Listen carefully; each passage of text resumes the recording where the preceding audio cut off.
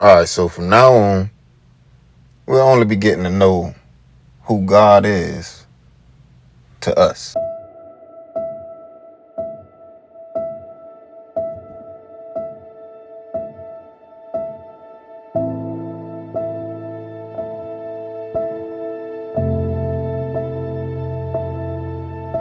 Now, over the years, I have found reason to believe that the Americas, contrary to popular belief, is where the biblical promised land is located.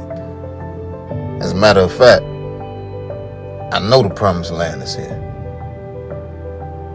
And on this new journey that we are about to partake in, I hope I'm able to show exactly what scriptures have been saying to us, but we were misled by the pastors.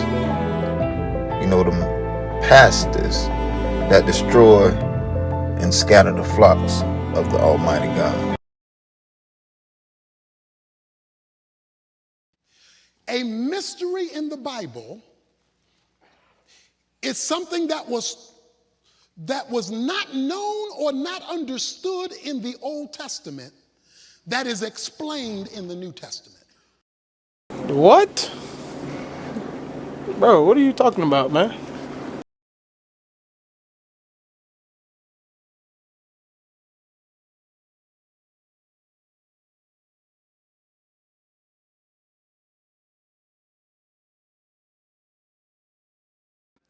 He then turned and told Israel, if you obey me, I will make you the greatest nation on earth. If you disobey me, I will scatter you around the world. And so if you were to read the history of Israel, you read the history of gathering and scattering. As I told you last week, they're the only nation in history that broke up as a nation, stayed broke up, came back in 1948, May 1948, as a nation, never having lost their language. That's never happened in human history before. But of course, if God said it would happen, it happened.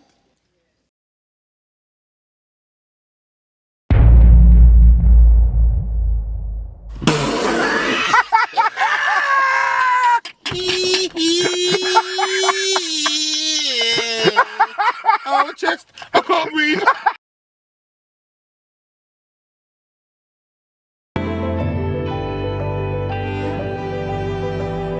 Alright, now let's stay on the topic of the laws, because to save time, the truth is we have never followed the laws of the Almighty God. And that's why we share this common condition. Honestly, we don't need nothing else but God. And with that said, we're going to start at Daniel chapter 9, verse 8 through 13. And it reads, O Lord, to us belongeth confusion of face, to our kings, to our princes, and to our fathers, because we have sinned against thee.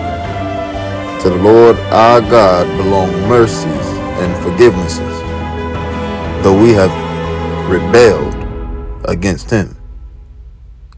Neither have we obeyed the voice of the Lord our God, to walk in his laws which he set before us by his servants the prophets.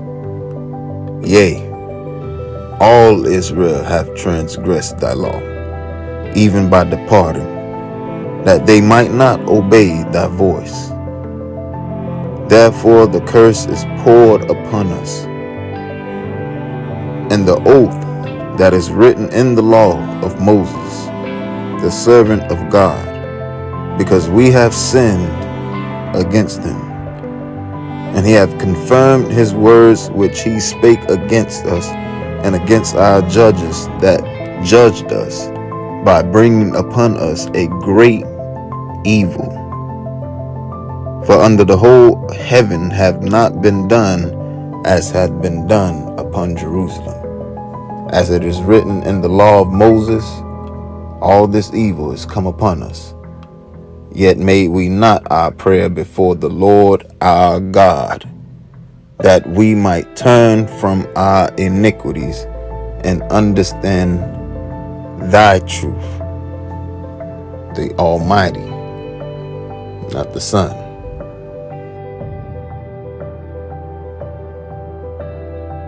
Now I know it may sound like an attack on our beloved Jesus, but the reality of the situation is we must follow and obey the Almighty God who controls everything. Everything. And to make that clear, we just gonna run through about 6-7 scriptures just to show you how important this is, starting with Deuteronomy 32 and 39. See now that I, even I am He, and there is no God with me. I kill and I make alive. I wound and I heal. Neither is there any that can deliver out of my hand. That's one. Isaiah 42 and 8. I am the Lord. That is my name. And my glory will I not give to another, neither my praise to graven images.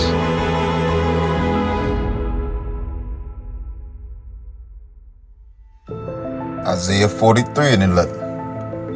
I, even I am the Lord, and beside me there is no Savior.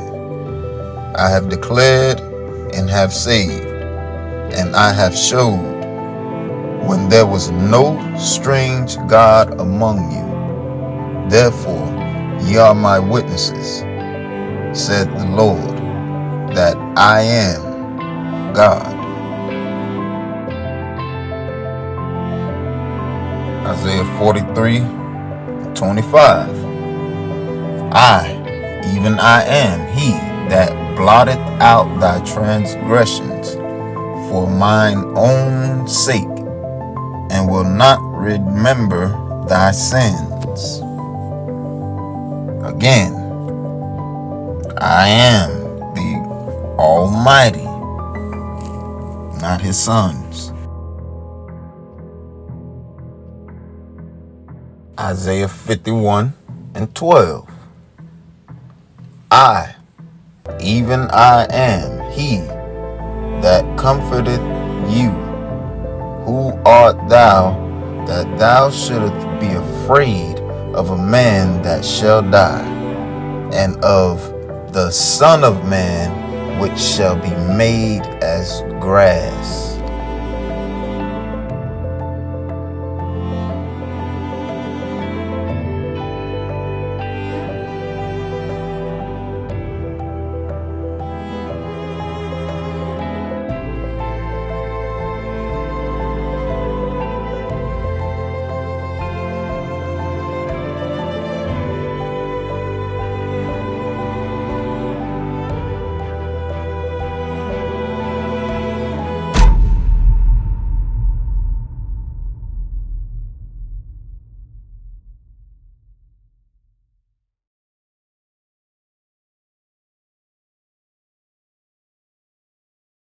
All right, now that I got everybody prepared, let's get into the laws of Moses. All right. Now, like I said before, I believe, now I know that the promised land is here in the Americas. So, with that being said, we're going to jump into Leviticus, and we're going to cover all the laws throughout this series. So stay tuned. Let's start with Leviticus chapter 1. And we're going to break all this down.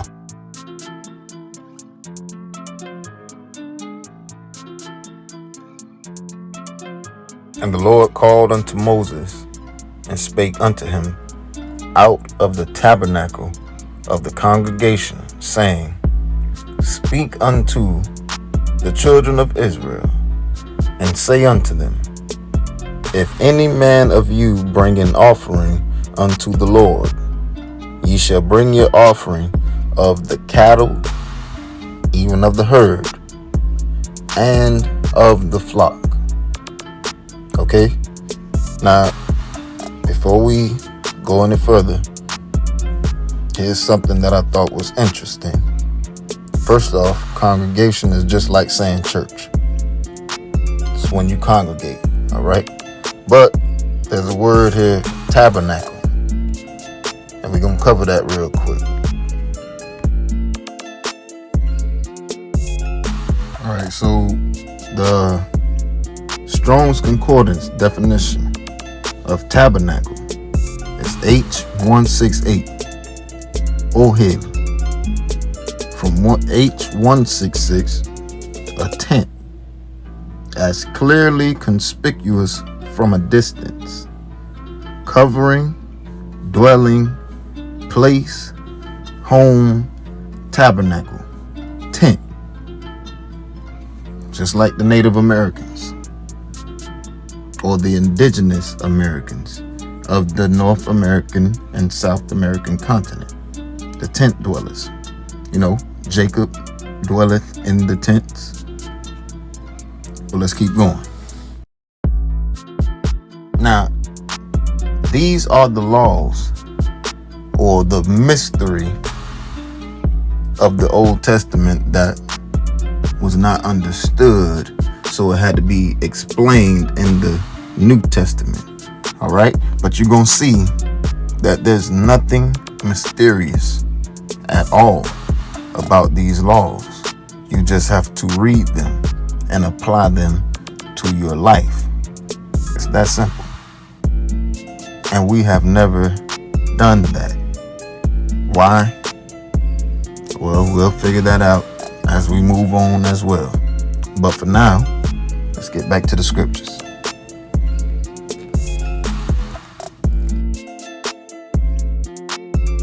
All right, back to verse 2.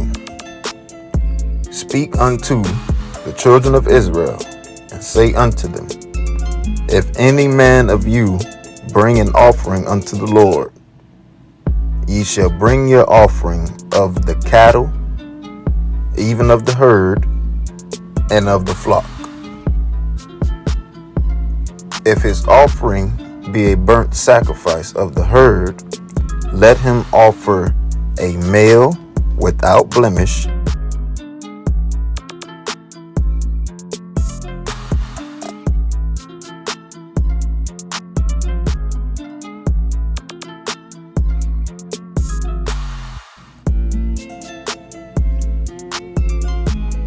he shall offer it of his own voluntary will at the door of the tabernacle of the congregation before the Lord. And he shall put his hand upon the head of the burnt offering, and it shall be accepted for him to make atonement for him.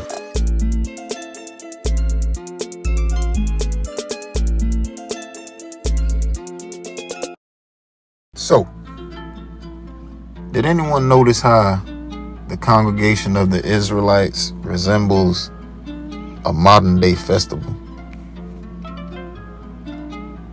As usual, you'll probably see a big tent with many other smaller tents stationed around it. Now, the fact that the tabernacle is a portable tent lets you know this is traditional. And unlike our churches today, it was not ordained that they congregate every Sunday, Tuesday, Wednesday, and or Thursday, or however many days that your church is set up to have service.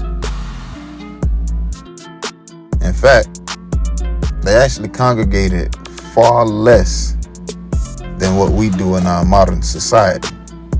And you'll begin to see that as we proceed. Now, moving on to the flocks and cattle. Before we continue, I must inform you. Don't get yourself mixed in your emotions. And know that you eat meat that comes from animals' sacrifice.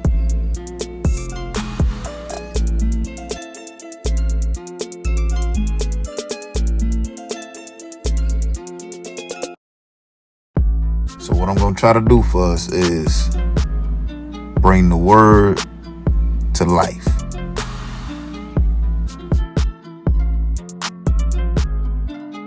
Unlike the artificial world we live in today, our ancestors actually lived in a real world, a real environment, a natural environment. They have no idea what it's like to buy processed meat from Walmart. Nah, they went through the actual process themselves. Word to life. Let's bring it.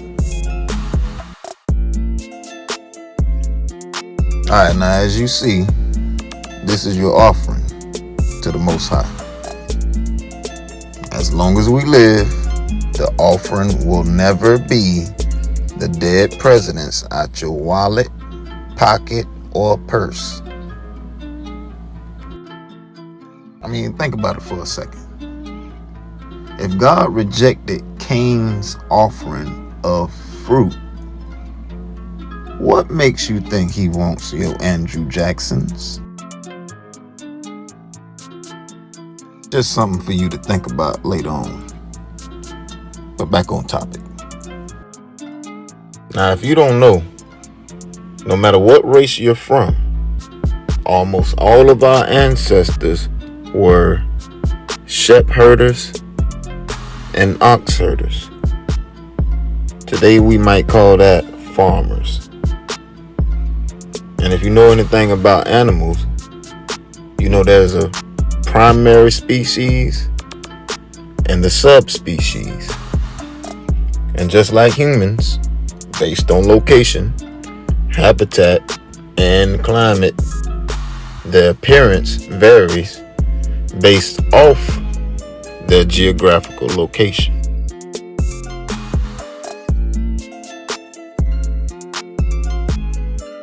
Now let's kill two birds with one stone, or one land. The promised land. America, aka Atlantis.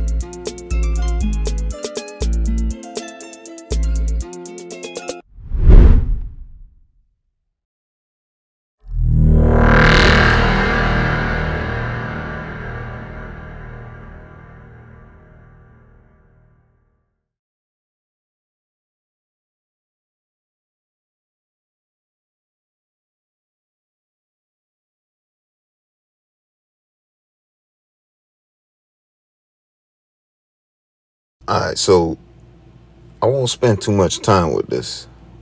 I'll save it for later on in the series. I just want you to see what we wasn't taught. Now, I know the whole land of the North American continent is the promised land of Abraham.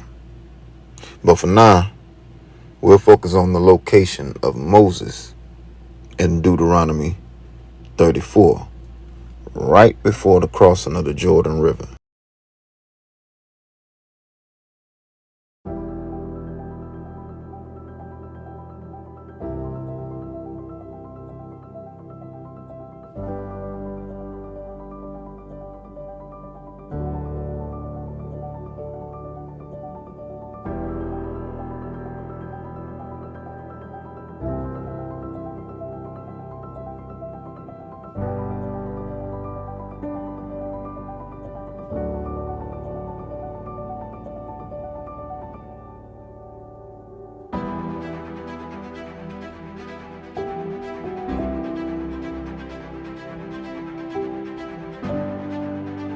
And Moses went up from the plains of Moab.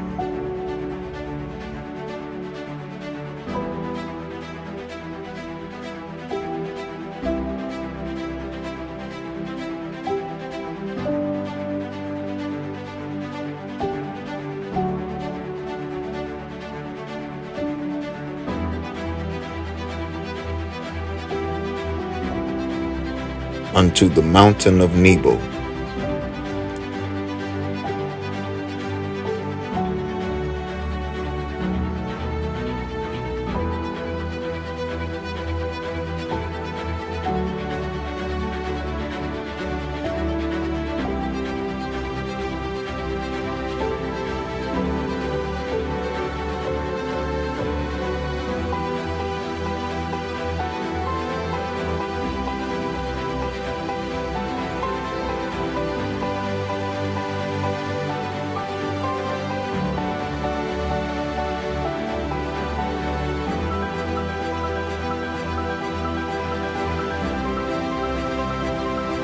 To the top of Pisgah, that is over against Jericho. And the Lord showed him all the land of Gilead, unto Dan, and all Naphtali, and the land of Ephraim, and Manasseh, and all the land of Judah, unto the utmost sea.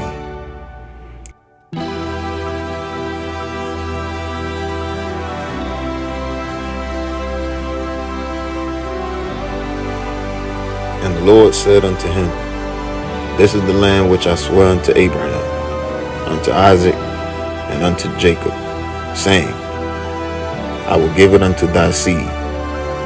I have caused thee to see it with thine own eyes, but thou shalt not go over thither.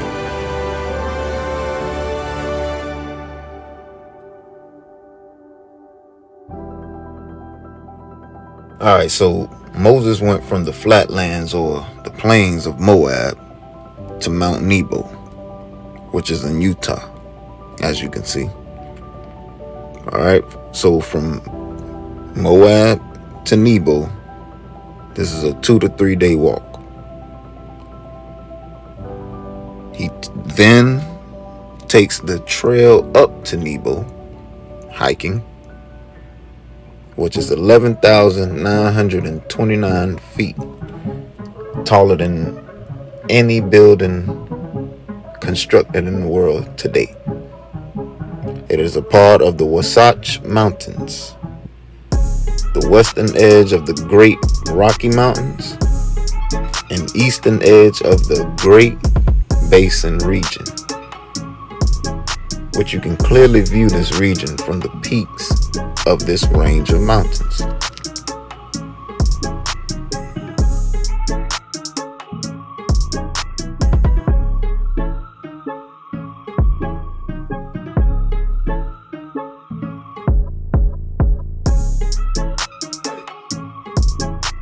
It runs about 160 miles from the Utah-Idaho border south to central Utah. As you can see, from Nebo to Pisgah, which Pisgah is exactly over against Idaho or Jericho.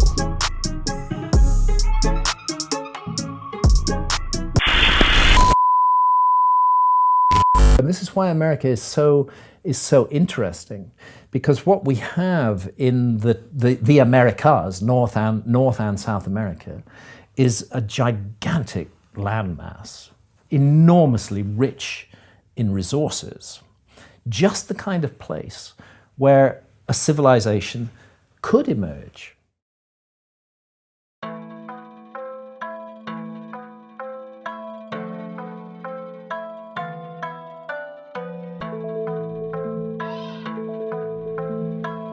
Don't go nowhere. Class is still in session. Let's address the elephant in the room.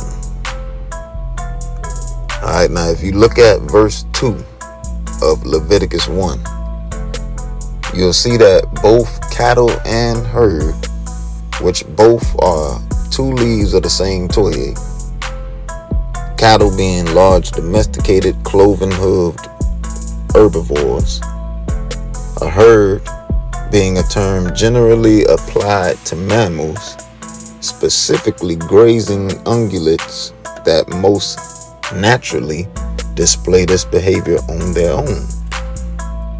Manually done, it is called herding. This is when human intervention groups these mammals together, whether for personal use or even moving from place to place to graze.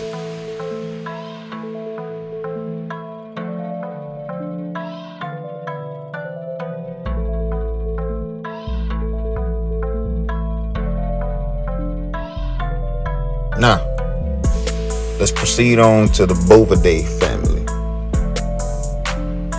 I know the flock is also included in this family, but for now, we're going to tend to the herd.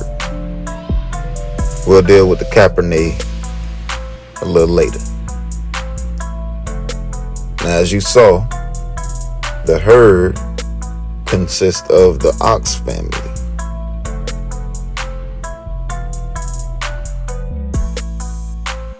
The ox, also known as the bullock, is a male bovine of the Bovidae family.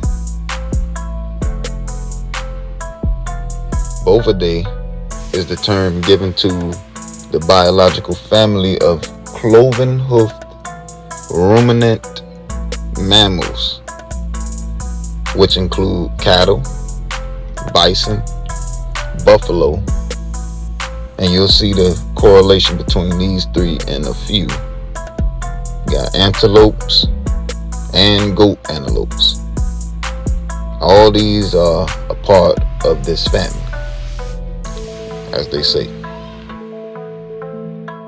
Bovids are usually used for their strength, wool, or dairy and meat for food. Like I mentioned before, most bovids graze, meaning they spend a lot of time chewing grass, hence the term graze. This is a family like what we have as human beings.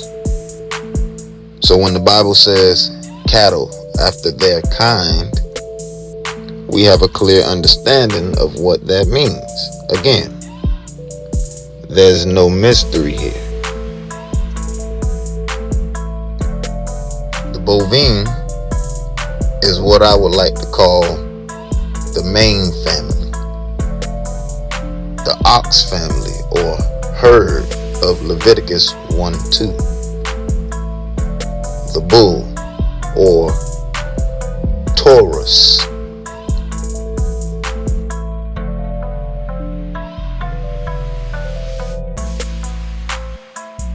the ancestor of all bulls or bovines.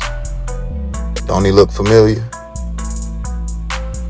They say his species is extinct, but I say they just haven't succeeded in extinguishing the bull. The American bison, or buffalo as they would call it.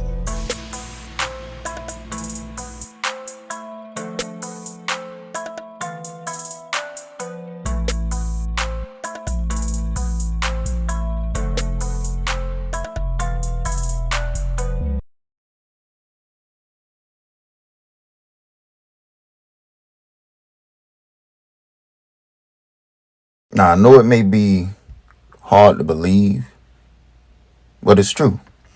You standing on holy ground. Just look at this map. It's picture perfect. Looking us right in the face. And because of your lack of knowledge, you probably can't see it right now. So let me try and summarize this for you as best as I can. Now, you may be used to this. The states, which is your state of mind right now. I'm sure You have not been taught to view this continent from a geographical perspective. Word to life, I'm here to do just that. See, we say, God bless America for a reason. If it was a statement, we would say, God blessed America. Instead, we phrase it as if it was a proposal. Without saying, please, God bless America, we say, God bless America. Why? Because someone allowed the heathen to come in and damn America.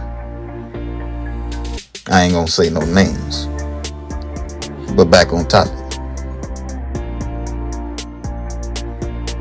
If you look at the western region of America, the geography is very detailed. Let me break it down for you. All right, so the children of Israel are going into the land of Canaan. Into the land. All right. So in Deuteronomy 34, remember, Moses went from the plains of Moab, aka the desert of Moab. Keep in mind, the Bible is poetically coded. Once you crack the code to unlock your mind, you'll see it. But for now, I'm going to try and assist you. So from the desert of Moab to the mountain of Nebo to the top of Pisgah. And here's where you see the poetry in code.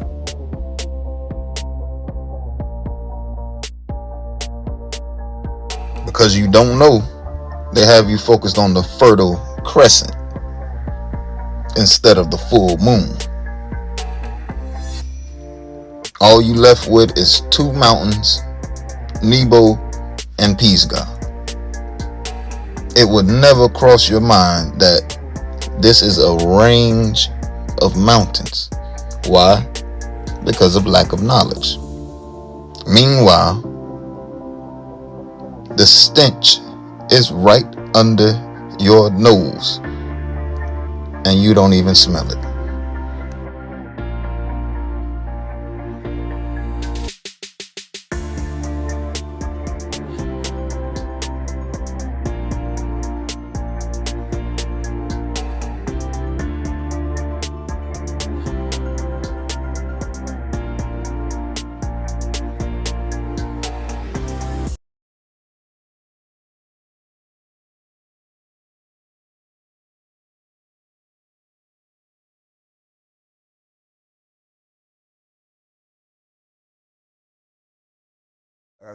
I first came to Arizona, man, and I remember one day coming from the studio at 6 o'clock in the morning and pulling over on the highway. We like 4 cars, just to watch the sunrise. And it was at that point that I fell in love with Arizona. I said, you know what, this has to be God's country, because I'd never seen anything as beautiful as that sunrise.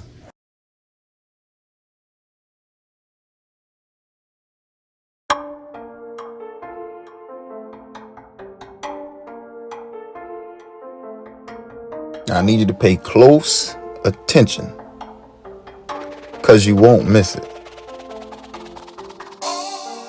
Now, he went from Moab to Nebo, then to Pisgah, as it says. But he went up to view the land from an eagle eye view. These protruded areas, the dark green areas, are the mountains of this region, aka the Rocky Mountains. Then you have the Wasatch Range right here, which the highest point of this range is Mount Nebo. So from Mount Nebo to Pisgah, Moses is viewing the Great Basin. Here you have the Great Salt Lake or Dead Sea, the Jordan River, and Utah Lake, which is the Sea of Galilee. As you can see, the only way into this land is crossing the Jordan right into the heart of the land, instead of trying to come straight through the gates or walls of Idaho.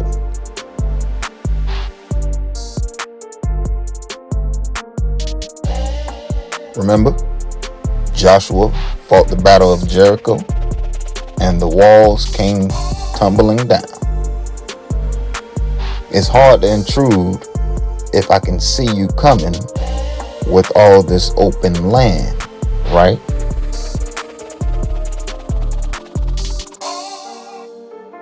The Great Basin, the land flowing with milk and honey.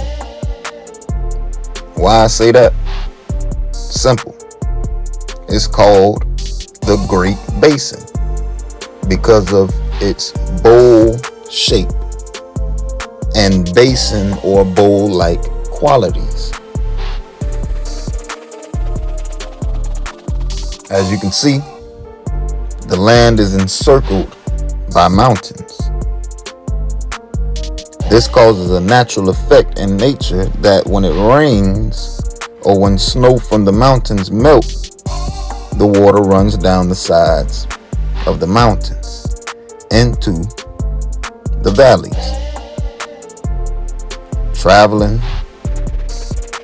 or transferring into the rivers or groundwater. Just like everything else, water is not converted to energy. It is energy. Energy is constantly flowing here if everything is as it should be.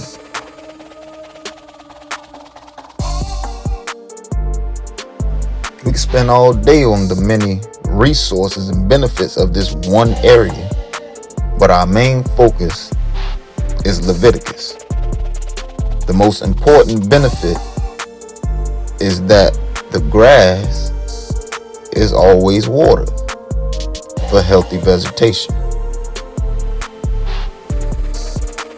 You know that green substance for bees and bovidae, or milk and honey of this region? Well, that's not all, because now we move on to the wilderness, which is H4057, Midbar, from H1696, and the sense of driving, which is basically herd moving. A pasture, i.e. open field where the cattle are driven. By implication, a desert, also speech, including its organs. Desert, south, speech, wilderness.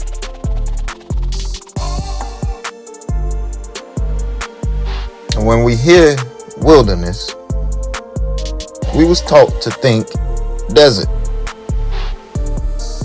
Biblically speaking, wilderness is not a barren desert, even though they still try to force that narrative. The truth is right in front of you. As you can see in the Jacenius, it says, an uninhabited, plain country, fit for feeding flocks, not desert, a pasture. And if it's fit for the flocks of the Capernaum, of course it will be fit for the bovine too. Now, can we find this tract of land on this map? Why, yes, we can. It's all in the name and description. Midbar, like middle bar. Look right here. Do you see it? Do you know what this is? The wilderness, aka the Great Plains. Am I tripping? I think not. Let's read it. Right here in Joshua 1, 2 through 4. And it reads, Moses, my servant, is dead.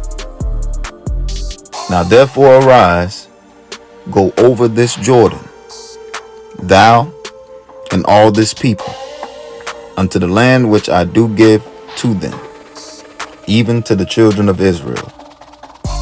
Every place that the sole of your foot shall tread upon, that have I given unto you, as I said unto Moses.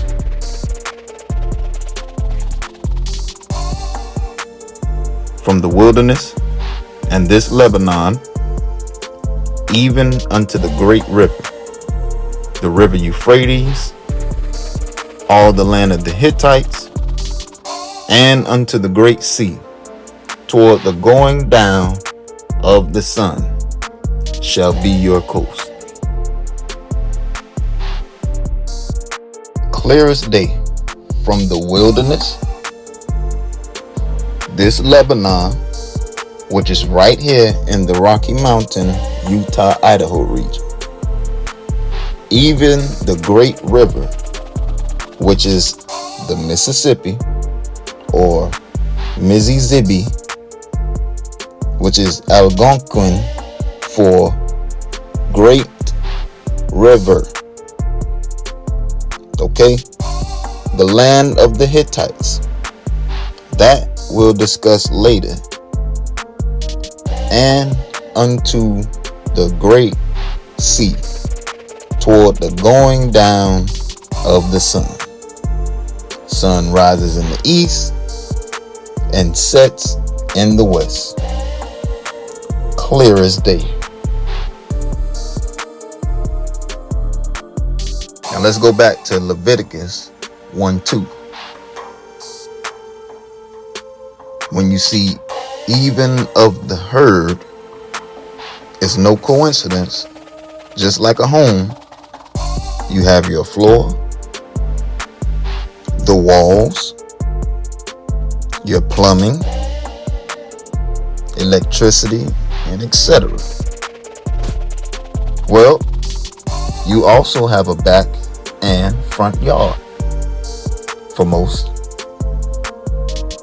However you look at it, here, outside the walls or gates, is where you can drive the herd. What herd? The steppe or plains bison, buffalo, bull, Taurus herd. You see where it's going. And this only episode 1. Word to life. The Great Plains, sometimes simply the plains, is a broad expanse of flat land. Hence the title, Great Plains. Located west of the Mississippi, or Great River, and east of the Rocky Mountains. Much of it covered in prairie, steppe, and grassland. The entire region is known for supporting extensive cattle ranching and dryland farming, aka Midbar.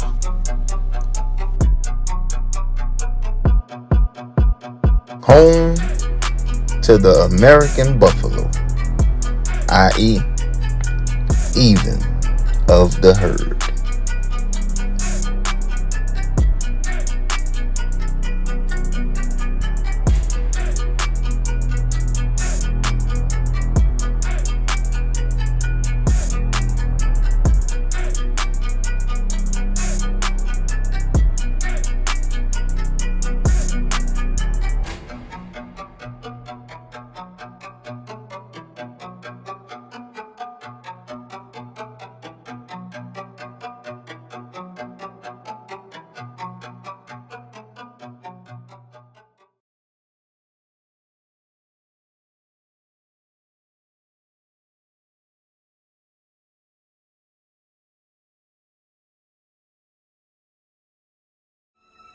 Against all odds, American bison survived near extinction and are today considered a conservation success story.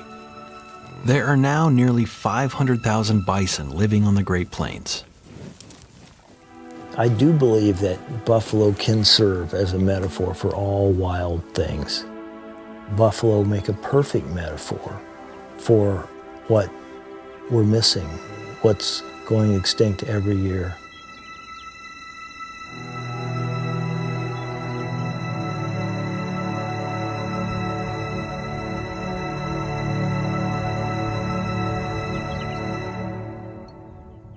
The story of what happened to bison is a complex story.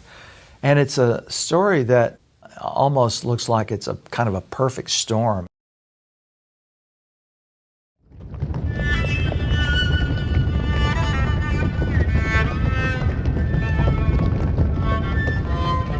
When Lewis and Clark arrived on the Great Plains in 1804, tens of millions of bison roamed the central grasslands of the continent.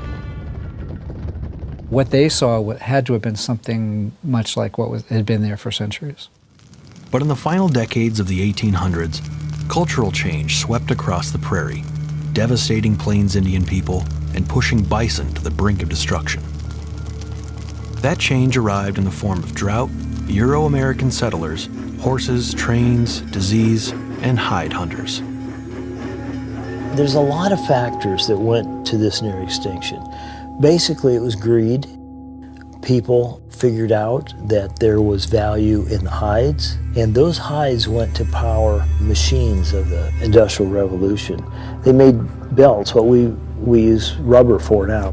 European colonization of the Americas treats animals and wildlife as this congress of resources. We make them into commodities that we can exploit at our whim. All of a sudden, this flow of energy came off the Great Plains. People forget that a buffalo really is a machine to process this grass. Processes it into buffalo meat. Hides, all the parts of the buffalo have been recycled for generations and hundreds of years and thousands of years. But that energy never leaves that valley. All of a sudden it started leaving that valley. Basically, we started the process of mining the Great Plains of its energy.